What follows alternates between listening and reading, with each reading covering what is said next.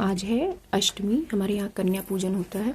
अष्टमी आज के अष्टमी अध्याय को कवच के पाठ के बाद और अर्गला स्रोत के बाद जरूर श्री सुनना दुर्गा चाहिए। सप्तशती अष्टम कवच अध्याय। आपको द्वितीय अध्याय में से आप सुन सकते हैं। ऋषि बोले, चंड तथा मुंड दोनों दैत्यों के मारे जाने पर और बहुत सी सेना के भी क्षय हो जाने पर असुर महाप्रतापी शुंभ के चित्त में बड़े भारी क्रोध पैदा उत्पन्न हो गया। उसने सभी दैत्यों की सेना को युद्ध के लिए आज्ञा दे दी। उसने कहा, आज उदयुद्ध नामक 86 दैत्य सेनापति अपनी सारी सेना को लेकर चले। कंबू नामक 84 सेनापति अपनी सेना के साथ युद्ध के लिए निकले और मेरी आज्ञा से 50 करोड़ वीर्य कुल के असुर तथा 100 धूम्र कुल के सेनापति सेनाओं के साथ कूच कर दे। और फिर मेरी आज्ञा से कालिक मौर्य, दोहार्थ कालिक के और सभी असुर तैयार होकर शीघ्र प्रस्थान करे। भयंकर शासन करने वाले असुरराज शुंभ ने इस प्रकार आज्ञा देकर स्वयं भी बहुत सी सहस्त्रों सेनाओं के साथ प्रस्थान कर दिया। अब चंडिका जी ने देखा कि अब इस ओर भयानक सेना साथ लेकर शुंभ आ रहा है। तब उन्होंने अपने धनुष की टंकार करके पृथ्वी आकाश के मध्य भाग को गुंजा दिया। हे राजन, उस समय सिंह ने बड़ी भारी गर्जना की। फिर अंबिका जी ने घंटा बजाकर उस गर्जना को और भी बढ़ा दिया।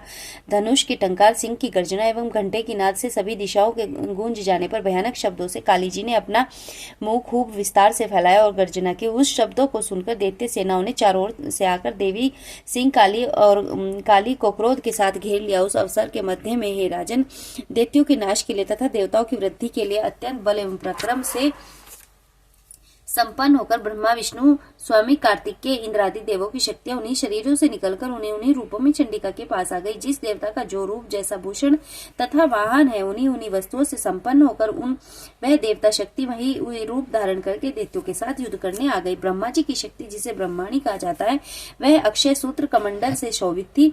उसे सबसे प्रथम उपस्थित हुई। महेश्वर की शक्ति वृषभ पर विराजमान होकर सुंदर त्रिशूल धारण किए हुए, महासर्पों के कंकण धारण किए हुए, मस्तक पर चंद्र रेखा सुशोभित थी।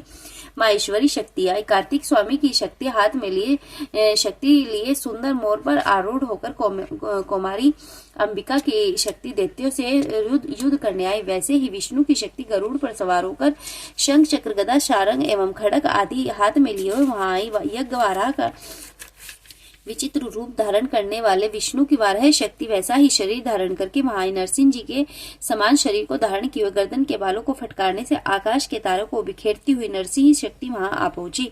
इंद्र की शक्ति इंद्र के समान रूप वाली 1000 नेत्र धारण किए हुए वज्र हाथ में लेकर ऐरावत हाथ गजराज पर आरूढ़ होकर वहां आ गई। तब उन देव शक्तियों से घिरे हुए शंकर जी ने चंडिका से कहा, मेरी प्रसन्नता के लिए शीघ्र से शीघ्र इन असुरों का संहार करो। तब देवी जी के शरीर से अत्यंत भयानक सैकड़ों गीदड़ियों की भांति हूं नाद करती हुई बड़ी चंडिका शक्ति प्रकट हो गई। तब उस अपराजिता देवी ने धुएं जैसी जटा वाले शिव से कहा, भगवान, आप दूत बनकर शुंभ निशुंभ के पास जाएं। वहां जाकर उन महाअभिमानी शुंभ निशुंभ दानवों को तथा युद्ध में आए हुए दूसरे दानवों को यह भी कहे, हे दानव, यदि तुम जीना चाहते हो तो त्रिलोकी का राज्य इंद्र प्राप्त करे तथा सभी देवता यज्ञ भाग पाए और तुम लोग पाताल में चले जाओ। यदि तुम्हें कुछ बल का अभिमान है और युद्ध की अभिलाषा है तो आ जाओ। मेरे मांस से ये गीदड़ियां तृप्त तुम्हारे मांस से ये गीदड़ियां तृप्त हो जाएंगी। इस कार्य में स्वयं शिव जी को ही देवी जी ने नियुक्त किया।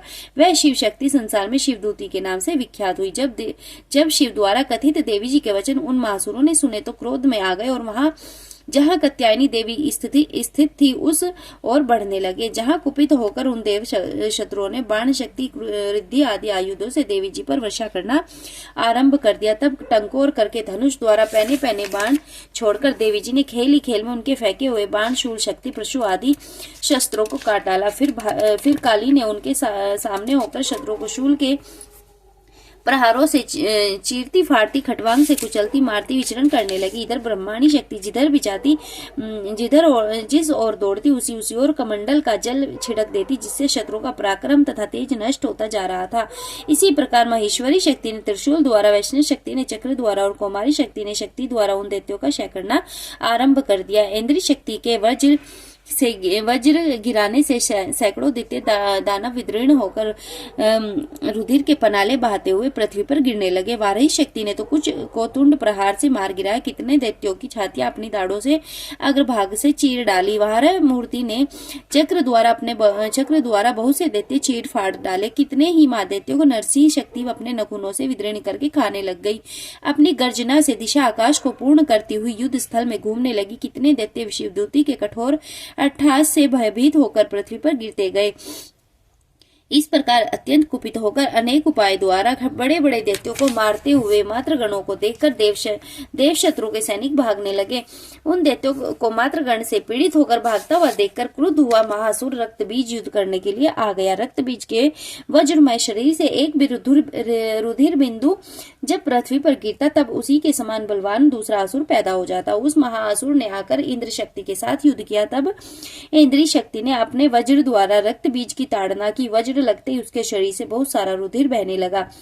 रुधिर की एक एक बूंद से बहुत योद्धा उत्पन्न हो गए, जिनका रूप पराक्रम रक्तबीज के समान था। जितनी भी रक्त की बूंदें पृथ्वी पर गिरी थी उनके सदृश बलवीर्य पराक्रमी पुरुष उत्पन्न हो गए। वे रक्त से उत्पन्न हुए पुरुष भी अत्यंत भयानक अस्त्र शस्त्रों से सुसज्जित मातृगणों के साथ लड़ने लगे। फिर इंद्री ने वज्र से उसका सिर शत-विशत कर दिया। उससे रुधिर बह उठा। तब हजारों पुरुष उस रुधिर से पैदा हो गए। वैष्णवी शक्ति ने चक्र द्वारा उसे मारा। इंद्री ने गदा द्वारा उस असुरराज की ताड़ना की। वैष्णवी के चक्र से शत-विशत होने पर उसके शरीर से जो ही रुधिर स्राव हुआ, उसने हजारों उसी के समान महासुर पैदा हो गए। कुमारी ने शक्ति से उसे मारा। वाराही ने तलवार से, माहेश्वरी ने महासुर रक्तबीज का त्रिशूल से हनन किया। इस दैत्य ने भी गदा द्वारा सभी मातृगणों को पृथक पृथक मारा। उस समय रक्तबीज बड़े गुस्से में समाविष्ट था। शक्ति शूल आदि आयुधों से कई बार विक्षत होने पर उसके शरीर से खून पृथ्वी पर गिरते ही सैकड़ों असुर उत्पन्न हो चुके थे। दैत्यों के रुधिर से उत्पन्न उन असुरों से सारा जगत व्याप्त हो चुका था। तब तो देवता अत्यंत भयभीत हो गए। देवताओं को डरा हुआ एवं उदास देखकर तथा सभी तब शीघ्र ही चंडिका ने काली से कहा, हे चामुंडे, अपना मुंह और भी विस्तार से फैला दो। मेरे शस्त्रपात से गिरते हुए रुधिर बिंदु तथा बिंदुओं से उत्पन्न महादैत्यों को अपने वेगवान मुख द्वारा खाती जाओ। युद्ध में रुधिरों उत्पन्न इन महान दैत्यों का भक्षण करती जाओ। तुम घूमती रहो, तब इस दैत्य का रुधिर क्षीण होगा। इसी प्रकार इसका क्षय होगा। तुम्हारे द्वारा इस प्रकार खाए जाने पर यह भयानक नए असुर पैदा नहीं हो सकेंगे। इस प्रकार कहकर चंडिका जी ने रक्त बीज पर त्रिशूल से प्रहार किया। फिर काली जी ने रक्त बीज का रुधिर मुख में ग्रहण कर लिया। उस दैत्य ने भी चंडिका पर गदा चलाई, किंतु उस गदापात द्वारा चंडिका को कुछ थोड़ी भी वेदना न हुई। रक्तबीज के शत-विशत शरीर से तो बहुत सा रुधिर गिरने लगा। उसे चामुंडा मुख द्वारा पीती गई और उससे जो रक्तपात से दैत्य उत्पन्न हो गए थे उन्हें मुख में डालती गई। इस प्रकार चामुंडा ने सभी दैत्य खा डाले और रक्तबीज का रुधिर भी पी डाला। तब देवी ने शूल, वज्र, बाण, तलवार, दृष्टि आदि आयुध से रुधिरहीन उस महा असुर को मार दिया। असुर शस्त्र समूह से आहत होकर वह पृथ्वी पर गिर पड़ा। हे राजन, रुधिर तो उसका चामुंडा ने पी लिया था। उसकी मृत्यु होने पर देवता परम प्रसन्न हुए। मातृगण उसके रुधिर पान के मद में उन्मत्त होकर नृत्य करने लगे। बोलो माँ भगवती की जय, चामुंडा देवी की जय, माता महाशक्ति की जय, बोलो सच्चे दरबार की जय, शिव शंकर भगवान की जय, महागौरी मैया की जय।